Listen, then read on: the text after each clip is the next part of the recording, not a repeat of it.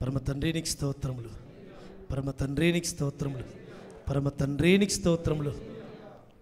చేరువచ్చిన ప్రతి ఒక్కరికి పేరు పేరున మన రక్షకుడు విమోచకుడిని ఆశ్వామిసే నామమున షలోం తెలియపరుస్తున్నాను. షలోం. అందరూ సంతోషంగా ఉన్నారనుకుంటున్నాము. సంతోషంగా ఉన్న వారందరూ కూడా బిగ్గరగా రెండు చేతులు ఎత్తి స్తోత్రం చేద్దాం. పరమ తండ్రి నీకు స్తోత్రం, పరమ తండ్రి నీకు స్తోత్రం, పరమ తండ్రి నీకు స్తోత్రం. సమయంలో లేఖనం చదువుకొని మనం ప్రార్థన చేసుకుని ముందుకు వెళదాం. 2 కొరింథీయులకు రాసిన పత్రిక 5వ అధ్యాయము మొదటి వచనం చదువుతున్నాను. తర్వాత మన మధ్యలో ఉన్న విన్సెంట్ సెలెస్టర్ ప్రార్థన చేయాలని ఆశపడుతున్నాను.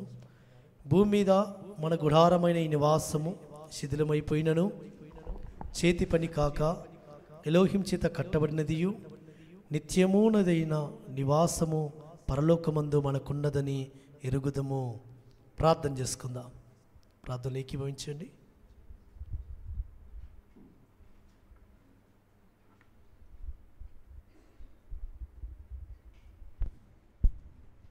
స్తోత్రం, స్తోత్రం, స్తోత్రం. జీవం గల యావే ఎలోహిం స్తోత్రం చెల్లించుకుంటున్నాం. సర్వోన్నతుడా, సర్వాధికారి, సర్వంతర్యామి మీకు స్తోత్రం చెల్లించుకుంటున్నాం. రాజా తండ్రి, మీరు మాకు ఇచ్చిన వైఎంపిఎం మందిరాన్ని బట్టి మీకు స్తోత్రం చెల్లించుకుంటున్నాం. రాజా మీరు తండ్రి మాకు ఇచ్చిన మీ సేవకులను బట్టి మీకు స్తోత్రం చెల్లించుకుంటున్నాం. రాజా గత నెలప్పుడు ఆరాధన నుండి ఈ నెలప్పుడు ఆరాధన వరకు తండ్రి మీ కృప కాపుదల మాపై మీరు ఉంచిన విధానం బట్టి మీకు స్తోత్రం చెల్లించుకుంటున్నాం. తండ్రి జగత్ పునాది వేయకముందే మీరు మమ్మల్ని ఎన్నుకున్న విధానం బట్టి మీకు స్తోత్రం చెల్లించుకుంటున్నాం. జగత్ పునాది వేయకముందే మీ సంకల్పంలో మమ్మల్ని మీరు జ్ఞాపకం చేసుకున్న విధానం బట్టి మీకు స్తోత్రం చెల్లించుకుంటున్నాం. రాజా ప్రత్యేకంగా తండ్రి కూడి వచ్చిన ప్రతి ఒక్కరిని మీరు దీవించి ఆశీర్వదించుము. రాజా ప్రత్యేకంగా తండ్రి మీ సేవకుని మరుగుపరిచి తండ్రి మీరు మాతో మాట్లాడుము. రాజా వాక్యము ద్వారా ఓదార్చుము, ఆదరించుము, సేదరించుము. రాజా మీ వాక్యానికి వినేత విధేయత గల స్వభావం మాకు దయచేయము. రాజా ఈ చిన్న ప్రార్థన తొలవరానున్న యాశ్వామేసి అతి పరిశుద్ధమైన ఘనమైన రక్షణ గల నామంలో బ్రతిమాలుకుంటూ వేడుకొంచున్నాను తండ్రి. ఆమేన్. Thank you brother. చదువుకున్న లేఖన భాగము మనం చూస్తుంటే పరిశుద్ధ గ్రంథంలో ఒక శ్రేష్టమైన వక్త, ఫిలాసఫర్, ఒక మంచి బోధకుడు ఆయన అపోస్తలుడైన పౌలు శ్రేష్టమైన ఒక మాట అంటూ వస్తుంటున్నాడు. భూమి మీద మన గుడారమైన ఈ నివాసము శిథిలమైపోయినను, చూడండి, చేతి పని కాక ఎలోహిం చేత కట్టబడినదియు నిత్యమునదైన నివాసము పరలోకమందు మనకున్నదని ఎరుగుదము. చేతి పని కాక ఎలోహిం చేత కట్టబడినదియు నిత్యమునైన నివాసము పరలోకమందు మనకున్నది. కాబట్టి మన నివాసము, గుడారమైన ఈ నివాసము, కాబట్టి ఈ శరీరం అనే ఈ గుడారము శిథిలమైపోయినను అంటే మనందరికీ అర్థమైంది అనుకుంటున్నాము.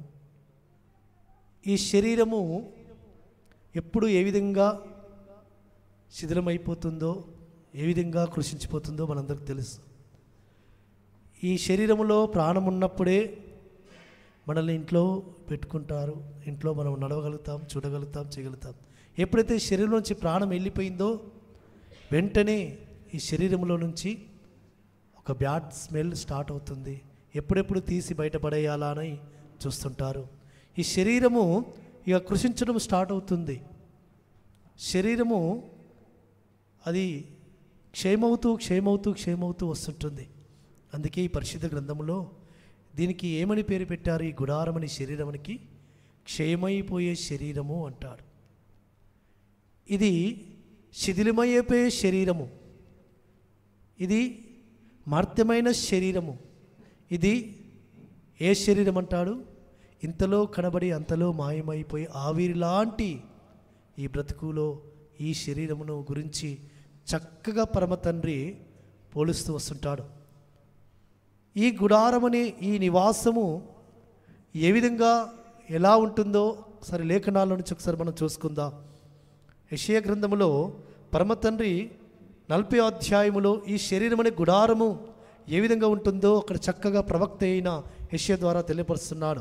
యెషయా గ్రంథము 40వ అధ్యాయము 6వ వచనము. ఆలకించుడి ప్రకటించుమని ఒకడు ఆజ్ఞ ఇచ్చుచున్నాడు. నేనేమి ప్రకటింతునని మరి ఒకడు అడుగుచున్నాడు. సర్వశరీరులు గడ్డి అయినారు, వారి అందమంతయు అడవి పువ్వువలే ఉన్నది. యెహోవా తన శ్వాసము దాని మీద ఊదగా గడ్డి ఎండును, పువ్వు వాడును. నిశ్చయముగా జనులు గడ్డి వంటి వారే, గడ్డి ఎండిపోవును, దాని పువ్వు వాడిపోవును. చాలా చూడండి, సర్వశరీరులు గడ్డి అయినారు. చూడండి, పరమతండ్రి లేఖనం ఏమని సెలవిస్తుంది? సర్వశరీరులు, ఈ శరీరమంతా కూడా ఒక గడ్డితో పోలుస్తున్నాడు పరమతండ్రి. సర్వశరీరులు గడ్డి అయినారు, వారు అందమంతయు అడ్డి పువ్వువలే ఉన్నది. యెహోవా దాని మీద శ్వాసము దాని మీద ఊదగా ఆ గడ్డి ఎండును, పువ్వు వాడును. కాబట్టి పొద్దున పచ్చగా ఉండి ఎండకు ఎండితే సాయంకాలంకి ఏమవుతుంది? అది వాడిపోతుంది. మన శరీరం అనే ఈ గుడారము శిథిలమైపోయే ఈ శరీరము పరమతండ్రి లేఖనాల్లో నుంచి మనం చూసుకుంటుంటే సర్వశరీరులు గడ్డిని పోలిన వారై ఉన్నారు.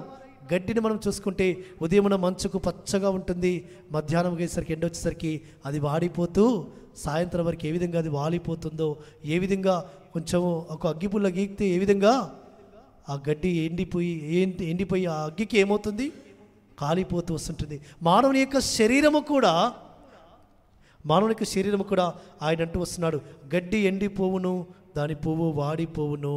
కాబట్టి ఎండిపోయే ఈ యొక్క శరీరము, వాడిపోయే ఈ యొక్క పువ్వుని గురించి పరమతండ్రి ఏమని తెలియజేస్తున్నాడంటే, వారి యొక్క జీవితంలో ఈ శరీరముల గురించి ఎవరైనా అతిశయపడుతున్నారేమో, నా శరీరము ఇది ఇక్కడ ఎల్లకాలం ఉంటుంది, ఈ శరీరాన్ని బట్టి నేను గర్వము ఉంటుంది. చాలామంది అతిశయిస్తుంటుంటారు. నేను నిత్యం ఇక్కడ నివాసం చేస్తాను, ఇక్కడ నేను ఉంటాను, ఇక్కడ నేను సంపాదించుకుంటాను, ఇక్కడ నేను పోగు చేసుకుంటాను, ఇక్కడ ఈ శరీరానికి కావలసిన ఆహారం సమకూర్చుకుంటాను, ఈ శరీరానికి కావలసిన చక్కటి యొక్క నివాసము నేను సిద్ధపరచుకుంటాను, ఈ శరీరానికి కావలసిన వసతులు ఏర్పరచుకుంటాను, ఈ శరీరానికి కావలసిన అనేక విధమైన ఆ వసతులన్నీ కూడా సమకూర్చుకొని అందులో నేను ఎంజాయ్ చేస్తాను, ఇక్కడ ఎల్లకాలం ఉంటాను భూమి మీద అని చాలామంది వారి యొక్క జీవితంలో వారు భావించుకొని చక్కగా వారు అన్నీ ఆ విధంగా ప్రయాసపడుతూ వస్తుంటారు వసతులు సమకూర్చుకోవడానికి. కానీ పరమతండ్రి అంటున్నాడు, ఓ మానవుడా, నువ్వు గడ్డి పువ్వు లాంటి నీ బ్రతుకు, గడ్డి పువ్వు లాంటిది. అందుకే ఆయన అపోస్తలుడైన పౌలు ఈ మాటలు అంటూ వస్తుంటున్నాడు, నీ శరీరము శిథిలమైపోయేది. కాబట్టి యెషయా ప్రవక్త ఆ విధంగా తన యొక్క ప్రవచనం ప్రవచిస్తూ వస్తుంటున్నాడు. గడ్డి ఎండిపోవును, దాని పువ్వు వాడిపోను, అయితే ఎలోహిం వాక్యము నిత్యము నిలుచును. నిత్యము నిలిచేది మాత్రము ఎలోహిం వాక్యం ఒకటి మాత్రమే. ఎలోహిం వాక్యం మాత్రమే. ఆకాశమును భూమి గతించిపోయినా కానీ ఆయన మాట గతించదు. కానీ నీవు మాత్రము ఉదయమున ఇప్పుడు పచ్చగా ఉంటావు, సాయంత్రం ఏమవుతుందో తెలియదు. కాబట్టి అందుకే ఈ గుడారమును గురించి కొంచెం మనం లోతుల్లోకి వెళ్తే హిజ్కియా ఒక మాట అంటూ వస్తుంటున్నాడు. తన గుడారం అనే శరీరం గురించి ఆయన ఒక మాట అంటూ వస్తుంటున్నాడు. యెషయా గ్రంథం 38వ అధ్యాయము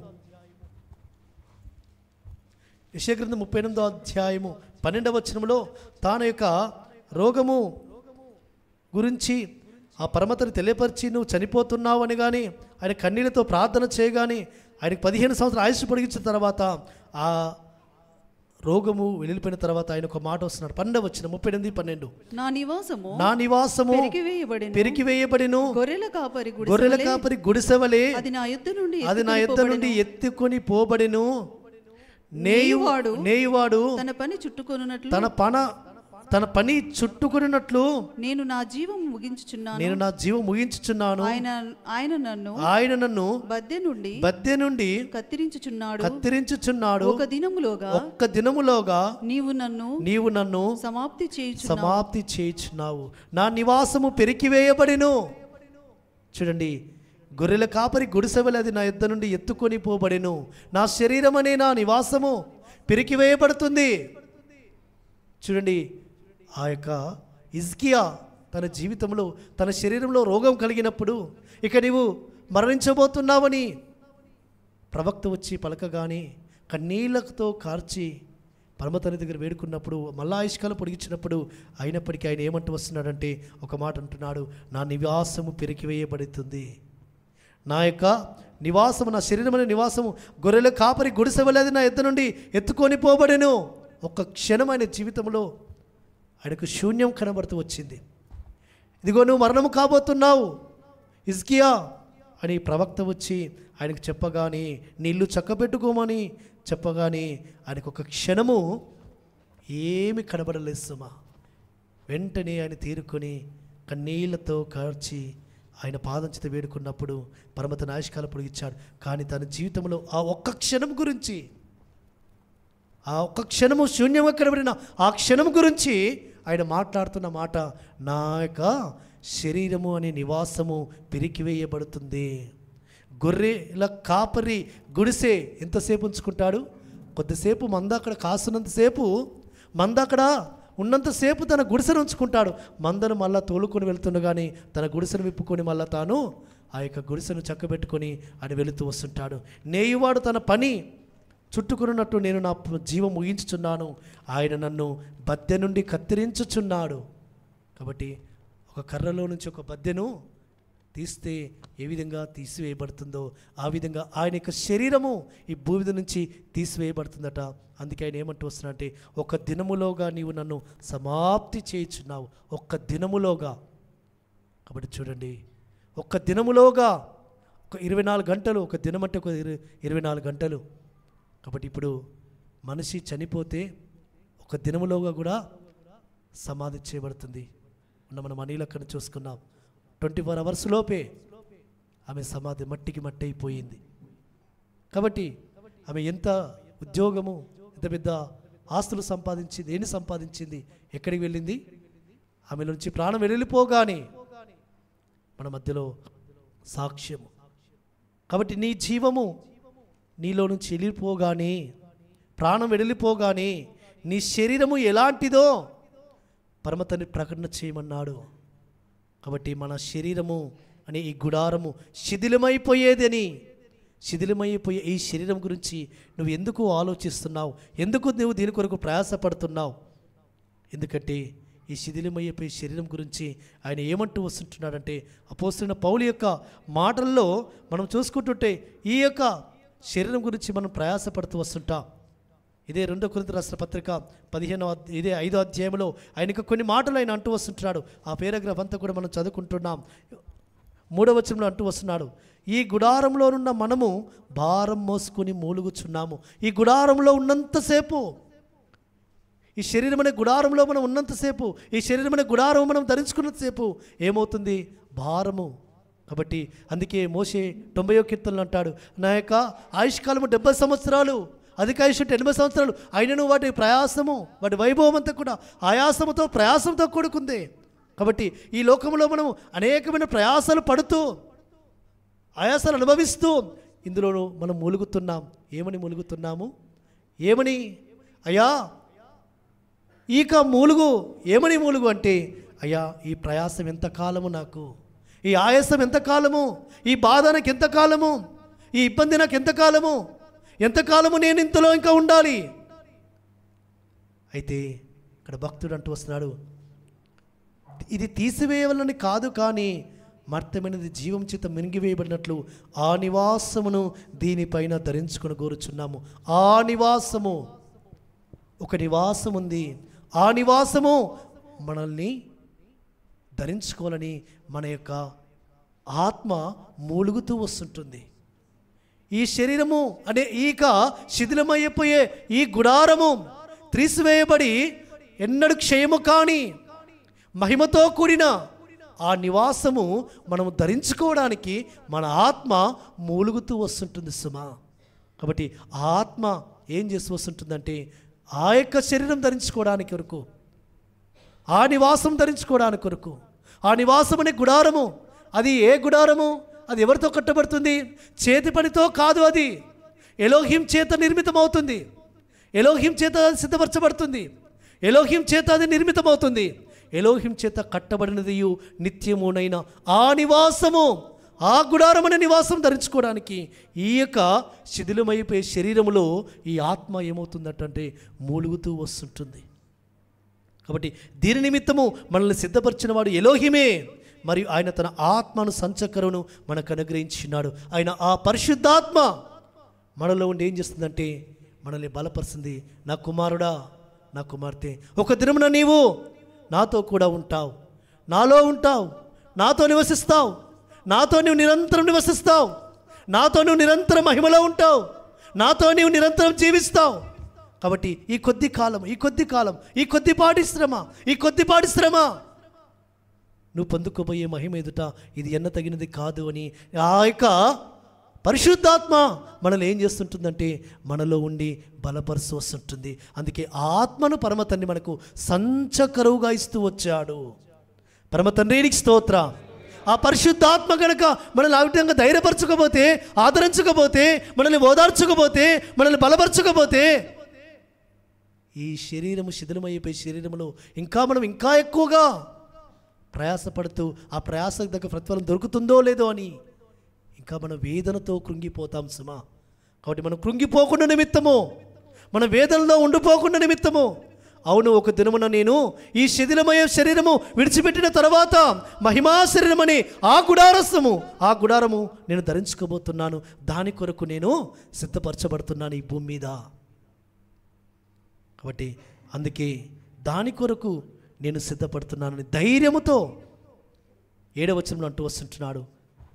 కనుక ఈ దేహములో నివసించినంత కాలము ఎలోహింకు దూరంగా ఉన్నామని ఎరిగియుండియు ఎల్లప్పుడూ ధైర్యము గలవారమై ఉన్నాము. ఇట్లు ధైర్యము కలిగి ఈ దేహం విడిచిపెట్టి ఎలోహిం నొద్ద నివసించుటకు ఇష్టపడుచున్నాము. కాబట్టి ఈ ధైర్యము, ఆ పరిశుద్ధాత్మ మనల్ని ధైర్యపరుస్తుండగా ఆ ధైర్యాన్ని పొందుకొని మనం ఈ లోకములో, ఈ భూమి మీద, ఈ శిథిలమయ్యే గుడారములో మనము నివసిస్తున్నాము సమా.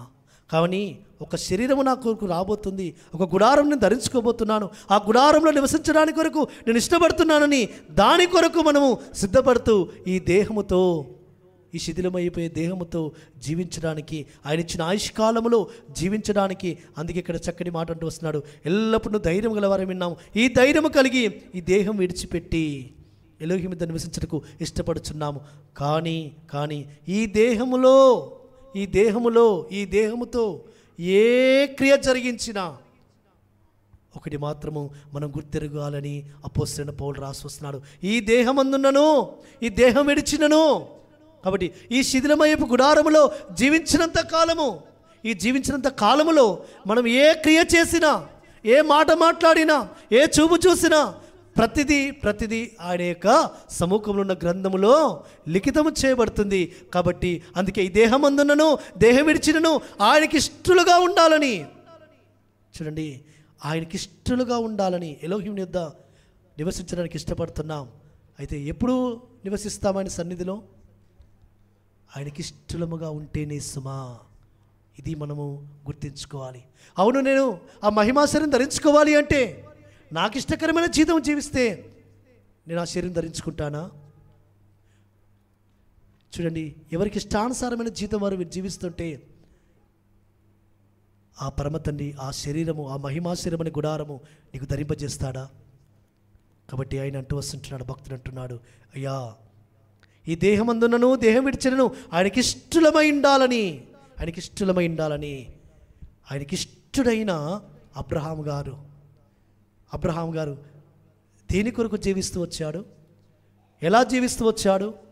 దేని కొరకు ఆయన జీవిస్తూ వచ్చాడు? ఆయనకి ఇష్టడైన అబ్రహాం గారు హెబ్రీ రాసిన పత్రిక 11వ అధ్యాయంలో ఆయన అంటూ వస్తుంటున్నాడు. అపోస్తలుడైన పౌలు రాస్తున్నాడు 10వ వచనములో, హెబ్రీ రాసిన పత్రిక 11వ అధ్యాయము 10వ వచనములో, ఎలయనగా ఎలోహిం దేనికి శిల్పియు నిర్మాణకుడై ఉన్నాడో పునాదులు గల పట్టణము కొరకు అబ్రహాము ఎదురు చూచుచుండెను. ఎలోహిం దేనికి శిల్పియు నిర్మాణకుడై ఉన్నాడో ఆ పునాదుగల పట్టణము, ఆ పునాదుల పట్టణం చేరుకోవడానికి వరకు అబ్రహాము గారు ఏం చేస్తున్నాడట? ఎదురు చూస్తూ వస్తుంటున్నాడు. నేను ఎలోహిం సన్నిధానములో ఆయనతో కలిసి జీవించడానికి, ఆ మహిమా శరీరముతో, ఆ నిత్యము నివాసం ఉండే ఆ రాజ్యములో నేను ఆయనతో కలిసి ఈ యొక్క శరీరముతో కాదు, ఆ మహిమా శరీరంతో, ఆ శిథిలము కానీ ఎలోహిం చేత నా యొక్క సిద్ధపరచబడుతున్న ఆశీర్వాదం ధరించుకొని నిత్యము ఆయన రాజ్యములో, ఆ రాజ్యములో ఆయనతో కలిసి ఉండడానికి ఎదురు చూస్తూ వస్తుంటున్నాడు సుమా, ఈ భూమి మీద జీవించినంత కాలములో. కాబట్టి అందుకొరికి ఆయన ఈ భూమి మీద ఏమి సంపాదించుకొని వెళ్ళాడు? ఏమి సంపాదించుకొని? భూమి మీద ఆయనకు ఆస్తి లేదా? ధనముంది, ఐశ్వర్యం ఉంది, కానీ ఆ ధనము, ఆస్తి ఇవన్నీ లెక్కకు లేదు. ఆయనకు కావాల్సింది ఏంటంటే ఆయన నీతి. ఎలోహిం అతన్ని నీతిమంతుడుగా ఎంచెను. ఎందుకు? ఆయనకి ఇష్టమైన జీవితం జీవిస్తూ వచ్చాడు. ఈ లోకంలో ఐశ్వర్యం ఉంది, ఈ లోకంలో అనేక విధాలుగా ఆయనకి జీవించడానికి ఎంతో సుఖకరముగా, ఆయనకి ఇష్టానుకరంగా జీవించడానికి అనేకమైన వసతులు సమకూర్చుకొని, మంచి డాబా కట్టుకొని, మంచి ఇల్లు కట్టుకొని మంచిగా ఉండొచ్చు. కానీ పరమతనికి అది ఇష్టమైనది కాదు. పరమతనికి ఏది ఇష్టమైనది? ఏది జరిగిస్తూ వచ్చాడు? ఆయన నీతిని జరిగిస్తూ వచ్చాడు, ఆయనకు లోబడుతూ వచ్చాడు, ఆయనకు విధేయుడవుతూ వచ్చాడు. ఈ శరీరమని, ఈ గుడారము ఇది శిథిలమైపోయేది. కానీ పరలోకంలో పరమతండ్రి నాకు ఒక గుడారము సిద్ధపరుస్తున్నాడు, నాకు ఒక మహిమాసనం సిద్ధపరుస్తున్నాడు. దాని కొరకు ఆ పునాదుల పట్టణమును చేరుకోవాలి, అక్కడ నేను ఉండడానికి కొరకని ఆయన ఏం చేస్తున్నాడంటే దాని కొరకు ఎదురు చూస్తూ తన విశ్వాసమును ఆయన కాపాడుకుంటూ వచ్చాడు, విశ్వాస వీరుడిగా జీవిస్తూ వచ్చాడు. కాబట్టి అందుకే ఆ శ్రేష్టమైన దేశమును చేరుకోవడానికి వరకు ఆయన ఏం చేస్తున్నాడట? ఆయన ఈ లోకములో 13వ వచనంలో ఒక మాట అంటూ వస్తుంటున్నాడు, వీరందరూ ఆ వాగ్దాన ఫలము అనుభవింపకపోయినను దూరం నుండి చూచి వందనము చేసి తాము భూమి మీద పరదేశములో యాత్రికులమై ఉన్నామని ఒప్పుకొని విశ్వాసము గలవారై మృతి నొందిరి. ఇలాగు చెప్పువారు తమ స్వదేశమును వెదుకుచున్నామని విశదపరచుచున్నారు కదా. కాబట్టి ఆ అబ్రహాము గారు, ఆ ఇస్సాకు గారు, ఆ యాకోబు గారు వారందరూ కూడా ఆ వాగ్దాన ఫలమును వారు అనుభవింపకపోయినను వారి యొక్క విశ్వాస జీవిత యాత్రలో వారు ఏదైతే ఎదురు చూస్తూ వచ్చారో, దేని కొరకైతే కనిపెట్టుకుంటూ వచ్చారో, దేని కొరకైతే వారు ప్రయాసపడుతూ వచ్చారో, ఆ ఫలము వారు పొందుకోకపోయినను వారు ఈ భూమి మీద ఎలా జీవిస్తూ వచ్చారు? మేము ఈ భూమి మీద యాత్రికులమై ఉన్నాము, మేము పరదేశులమై ఉన్నాము. ఎప్పుడైనా ఒక దినమున ఈ భూమి మీద మేము వదిలిపెట్టవలసిన వారమే. మాకున్న ఈ శరీరమును మేము వదిలిపెట్టి ఈ యొక్క పరిశుద్ధాత్మ, ఆ ఆత్మతో మేము ఐక్యపరచబడిన వారమై ఆయనతో కలిసి మేము జీవించాలి, ఆయనతో కలిసి ఉండాలి, ఆ మహిమా శరీరముతో ఆయనతో ఉండాలి. ఆయనతో ఉండడానికి కొరకు వారు ఈ లోకములో ఆయన యొక్క నీతిని నెరవేరుస్తూ ఆయనకి ఇష్టమైన జీవితము జీవిస్తూ వచ్చారు. కాబట్టి ఈ శరీరం అనే గుడారము గురించి వారు ఆలోచించలేసమా? ఈ శరీరములో గుడారములో వారు బ్రతికినంత కాలము, ఈ శరీరం అనే గుడారములో వారు బ్రతికినంత కాలము పరమతనికి ఇష్టలుగా జీవిస్తూ వచ్చారు. కాబట్టి ప్రియులారా, పరమతని ఈ దినమున మనకు ఉపదేశిస్తున్న ఉపదేశం ఏంటంటే, ఈ భూమి మీద శిథిలమైపోయే ఈ గుడారములో మనము మూలుగుతున్నాము, ప్రయాసపడుతున్నాము ఆ శరీరము, ఆ మహిమా శరీరం అనే గుడారం ధరించుకోవడానికి. కానీ ఈ మూలుగులో ఆయన వింటున్నాడు, ఈ మూలుగులు ఆయన చూస్తున్నాడు, ఈ మూలుగులు ఆయన ఒక దినమున మనకు ప్రతిఫలం ఇస్తాడు. కానీ ఎప్పుడు ఇస్తాడు? మనం ఆయనకి ఇష్టమైన జీవితము జీవించడానికి కొరకు, శ్రేష్టమైన జీవితం మనం ఈ లోకములో జీవిస్తూ వస్తున్నప్పుడు. కాబట్టి ఈ లోకములో మనము దేని కొరకు జీవించాలంటే చూడండి, అపోస్తలుడైన పౌలు ఒక శ్రేష్టమైన, ఒక ఉన్నతమైన మాట రాస్తూ వస్తుంటాడు. దేని కొరకు మనము జీవించాలి? అపోస్తలుడైన పౌలు ఒక మాట, శ్రేష్టమైన మాట అంటాడు. ఫిలిప్పీ రాసిన పత్రిక 1వ అధ్యాయము 21వ వచనంలో ఒక మాట అంటుంటాడు. 21 నా మట్టుకైతే బ్రతుకుట మెస్సయ్యే, చావైతే లాభము. అయినను శరీరముతో నేను జీవించుటయే నాకున్న పనికి ఫలసాధనమైన ఎడల నేనేమి కోరుకుందునో నాకు తోచలేదు. ఈ రెంటి మధ్యను ఇరుకబడి ఉన్నాను. నేను వెడలిపోయి మెస్సీయతో కూడా ఉండవలనని నాకు ఆశ ఉన్నది. అది నాకు మరీ మేలు. చాలా చావైతే చూడండి, ఒక చక్కటి మాట, చావైతే లాభము అంటున్నాడు ఆయన.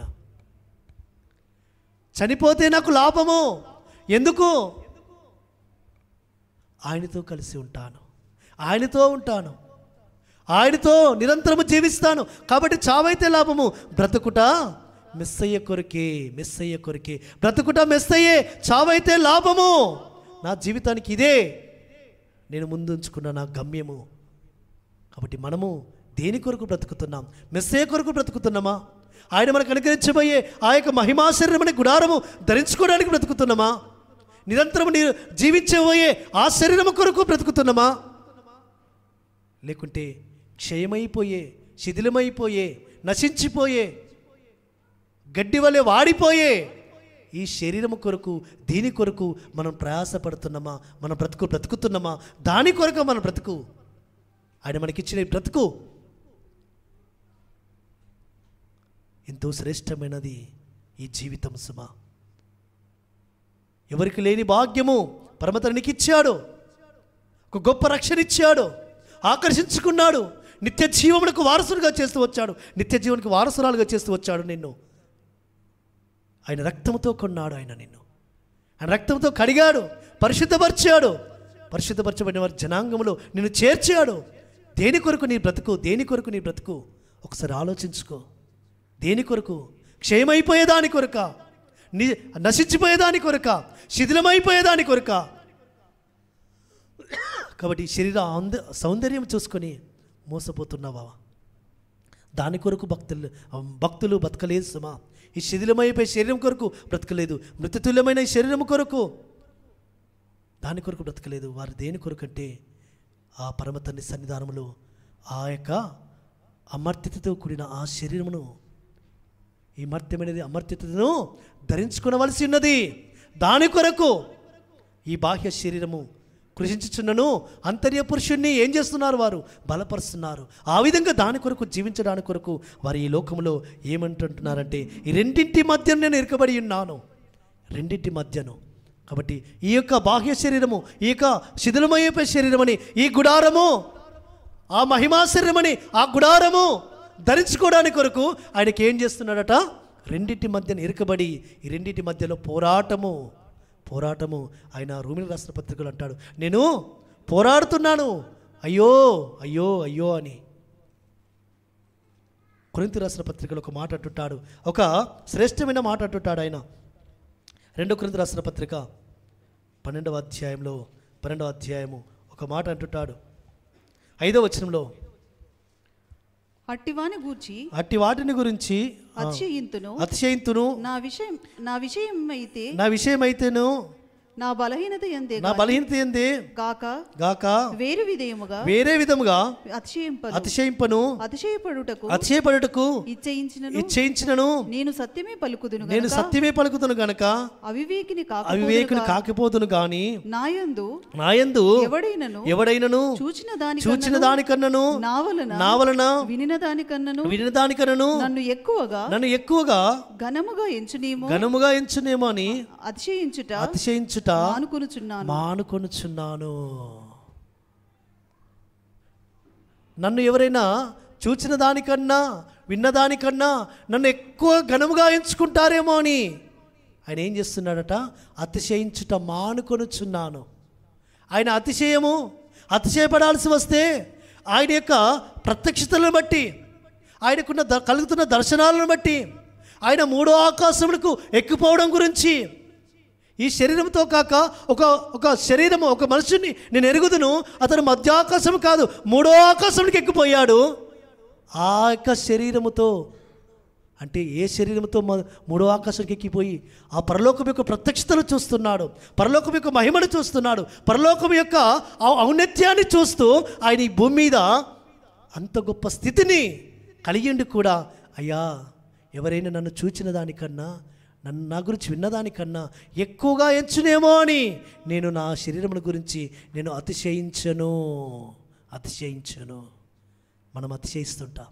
కొంచెము ఏదైనా ప్రత్యక్షత వచ్చిందంటే, లేకపోతే ఏదైనా ఒక గొప్ప విషయము మన జీవితంలో జరిగింది అంటే, ఒక గొప్ప విషయం మన జీవితంలో జరిగిందంటే, అమ్మో నేనే భక్తి పరుణ్ణి, నేనే ప్రార్థన పరుణ్ణి, నేనే పరమతనికి సమీపముగా ఉన్నాను, నేనే వాక్యం ఎక్కువగా ధ్యానిస్తున్నాను, నేనే వాక్యం ఎక్కువగా చదువుతున్నాను, నేనే ఉపవాసం ఉన్నాను, లేకుంటే నేనే ఎక్కువ పరిచయం చేస్తున్నాను, నేనే అని. కాబట్టి ఎప్పుడైతే ఇది వచ్చిందో మన జీవితంలో, అప్పుడు మనం ఎక్కడికి వెళుతున్నాము? నాశనానికి వెళుతున్నాము. ఈ శరీరం గురించి మనము అతిశయిస్తున్నాం. ఈ శరీరంతో నేను పొందుకున్నాను. ఈ శరీరంలో నువ్వు పొందుకుంటుంది ఈ శరీరం గురించి కాదు సుమా, ఈ శరీరం గురించి కాదు. ఇందులో ఒక ఆత్మ ఉంది. ఆత్మ మహిమా శరీరం అనే గుడారం ధరించుకోవడానికి కొరకు, ఒక గుడారం ధరించుకోవాల్సినది నువ్వు, ఒక గుడారం నువ్వు ధరించుకోవాల్సినది. దాని కొరకు పరమతని నిన్ను భూమి మీద సిద్ధపరచడానికి కొరకే ఆయన తన యొక్క ప్రత్యక్షతలను నీకు అనుగ్రహిస్తున్నాడు, తన యొక్క స్వరం వినిపింపజేస్తున్నాడు, తన యొక్క ఆ యొక్క గొప్ప తలాంతులు నీకు ఇస్తున్నాడు సుమా. ఆ తలాంతులను బట్టి నువ్వు అతిశయించకు. నేను అతిశయించడం మానుకొనుచున్నాను. అందుకే ఆయన అతిశయించిపోకుండా నిమిత్తము ఆయన శరీరంలో ఒక ముళ్ళు ఉంచాడట. ఆ ముళ్ళును తీసివేయాలని ముమ్మారు వేడుకున్నాను, కానీ నా కృప నీకు చాలును. ఎందుకంటే ఈ శరీరము కృషించిపోయే శరీరము, చావైతే లాభము, బ్రతుకుట మెస్సయ్యనే, చావైతే లాభము. కాబట్టి ఈ దినమున మనం ఒకటి తీర్మానించుకుందాం. ఏంటి ఆ తీర్మానం అంటే, నాకు ఎప్పుడు మరణం వచ్చినా, ఎప్పుడు నేను చావునకు పరమతని పిలిచినా, నన్ను ఎప్పుడు పిలిచినా, ఎప్పుడైనా నన్ను పిలిచినా, అవును నేను ఒక మహిమాశరీరం ధరించుకోవడానికి వెళుతున్నాను. ఇక శిథిలమైపోయే శరీరం వదిలిపెడుతున్నాను. శిథిలమైపోయే శరీరమును, ఈ క్షయమైపోయే శరీరమును నేను వదిలిపెడుతున్నాను. నా కొరకుగా ఒక గొప్ప శరీరమును ధరించుకోవడానికి నేను వెడలిపోతున్నాను. అందుకొరికే వారు ఏమనుకుంటున్నారట? స్వదేశమును వెతుకుచున్నారు. అపోస్తలుడైన పౌలు ఎబ్రీ రాసిన పత్రిక 11వ వచనంలో, ఆ 11వ అధ్యాయంలో, వారు తమ స్వదేశమును వెతుకుచున్నారు. ప్రియులారా, మన స్వదేశానికి వెళ్ళవలసిందే. ఈ భూమి మీద మనము యాత్రికులము, పరదేశులము. ఈ భూమి మీద మనము నిరంతరం జీవించడానికి రాలేదు. ఈ శరీరంతో ఎక్కువ జీవించడానికి రాలేదు. ఒక దినమున శరీరము విడిచిపెట్టవలసిందే. ఆ శరీరముతో జీవించినప్పుడు మాత్రము ఆయనకి ఇష్టలుగా ఉండాలని ఆయన ఆశపడుతూ వస్తుంటున్నాడు. కాబట్టి అందుకే యాషువ మెస్సయ్య ఆయన అంటున్నాడు ఒక మాట, మీరు నాతో కూడా ఉండడానికి కొరకు. యోహాను సువార్త 14వ అధ్యాయంలో ఒక మాట అంటుంటాడు, నా కుమారుడా, నా కుమార్తె. 14వ అధ్యాయం 1వ వచనం 2వ వచనం ఒకసారి చదువుదాం.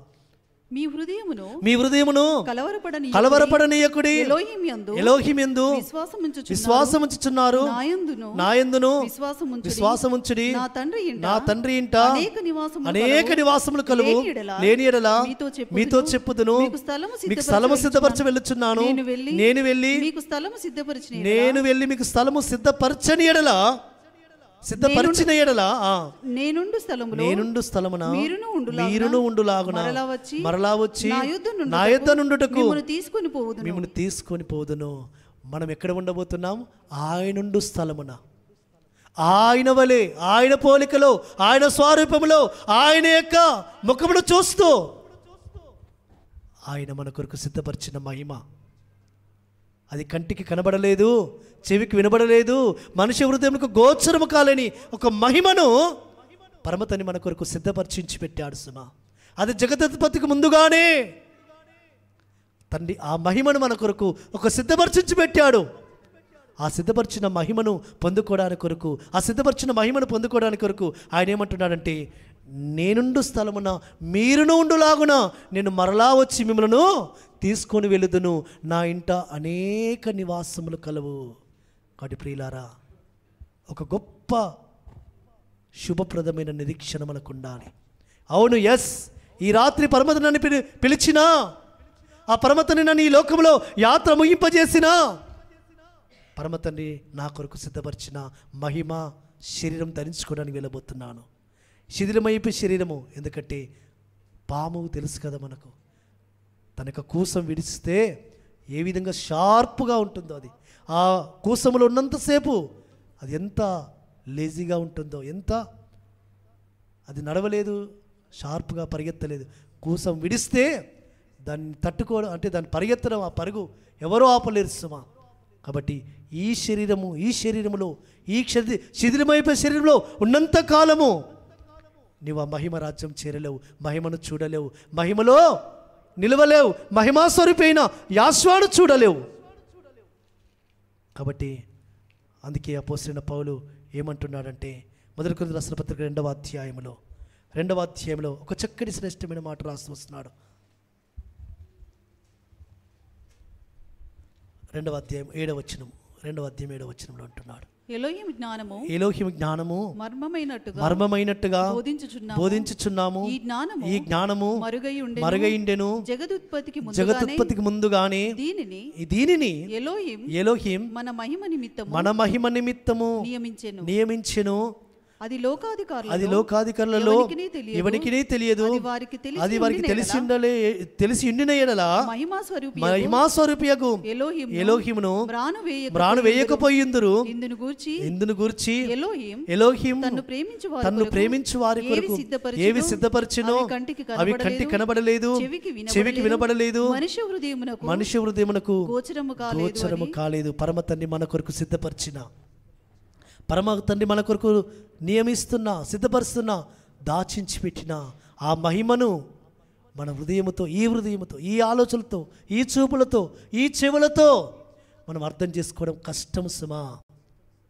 అది ఏ శరీరముతో, ఏ హృదయముతో, ఏ చూపులతో, ఏక ఆలోచనలతో ఆ మహిమను మనం చూడగలుగుతామంటే ఆయనకు కలిగిన మనసు మనం కలిగి ఉన్నప్పుడు, ఆయన కలిగిన ఆ యొక్క దీనత్వం మనం కలిగి ఉన్నప్పుడు, ఆయనకు కలిగిన ఆ యొక్క దీన శరీరం మనం ధరించుకొని ఆయన వలె మనము ఈ భూమి మీద జీవించినప్పుడు ఆ ప్రత్యక్షతను చూడగలుగుతాం, ఆ జ్ఞానాన్ని మనం పొందుకోగలుగుతాం.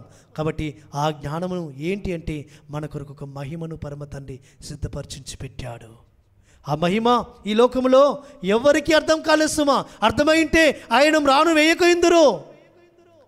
ఆయనను గురించిన ఆ యొక్క జ్ఞానము ఎవరికి అర్థం కాలేదని తెలియజేస్తూ, అందుకే ఆయనను గనుక వారు అర్థం చేసుకుంటే మ్రాను వేయకయిందురు. కాబట్టి పరమతని తన్ను ప్రేమించు వారికి ఏమేమి సిద్ధపరిచాడు? ఒక మహిమాశిరమును సిద్ధపరిచాడు, మహిమాశిరమని గుడారమును సిద్ధపరిచాడు. అది నీ చెవికి వినబడదు, నీ కంటికి కనబడదు, అది నీ హృదయమునకు గోచరము కాదు. కాబట్టి అంత గొప్ప ఆ మహిమాశిరమును పరమ తండ్రి నీ కొరకు సిద్ధపరిచి ఏం చేస్తున్నాడట? యోహాను రాస్తున్నాడు, ప్రకటన రాస్తూ వస్తుంటున్నాడు ఒక శ్రేష్టమైన మాట. ప్రకటన గ్రంథం 7వ అధ్యాయంలో 15వ వచనము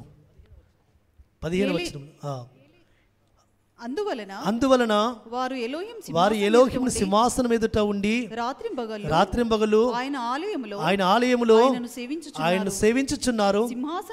సింహాసనాసీనుడైన వాడు తానే తన గుడారమును మన మీద కప్పును, తానే తన గుడారమును మన మీద, అనగా ఎవరి మీద కప్పును? వారి మీద. ఎవరి మీద? ఆ శ్రమల గుండా వెళుతున్న వారిని, ఆయన నామ నిమిత్తము తమ ప్రాణాలను అర్పించిన వారిని, ఆయన నీతి నిమిత్తము, ఆయన రాజ్యం నిమిత్తము ఈ లోకములో తమ ప్రాణాలు అర్పించిన వారికి పరమ తండ్రి తానే తన గుడారమును వారి మీద కప్పును. ఆ గుడారమే మహిమా శరీరము, ఆ గుడారమే నిత్యము ఉండే శరీరము, ఆ గుడారమే యుగయుగాలు ఉండే శరీరము, ఆ గుడారమే అక్షయమైన శరీరము, ఆ గుడారమే మర్త్యమైన శరీరము కాదు, అమర్త్యమైన శరీరము. అది ఆత్మ సంబంధమైన శరీరము, అది ఆత్మ సంబంధులే గ్రహిస్తారు. అది పరలోకము యొక్క ఆ మహిమ ఎవరు గ్రహిస్తారంటే పరలోకంలో ఉన్న తండ్రికి కలిగిన మనసును భూమి మీద కలిగి ఉండి ఆయనకిష్టులుగా ఉన్నవారు మాత్రమే, వారు మాత్రమే ఆ ప్రత్యక్షతలోనికి వస్తారు సుమా. దాన్ని అర్థం చేసుకోవడం చాలా కష్టం. ఎందుకంటే మరణం అనగానే, చావనగానే భయపడిపోతారు. కానీ చావంటే సంతోషించేది ఒక విశ్వాసి మాత్రమే, ఆయనలో ఉన్న విశ్వాసే. అవును, ఎస్ ఐఎమ్ రెడీ. అవును తండ్రి, నీ పిలుపునందుకు నేను వస్తాను, ఎందుకంటే నాకు ఒక గుడారం ఉంది, మహిమా శరీరం అనే గుడారం.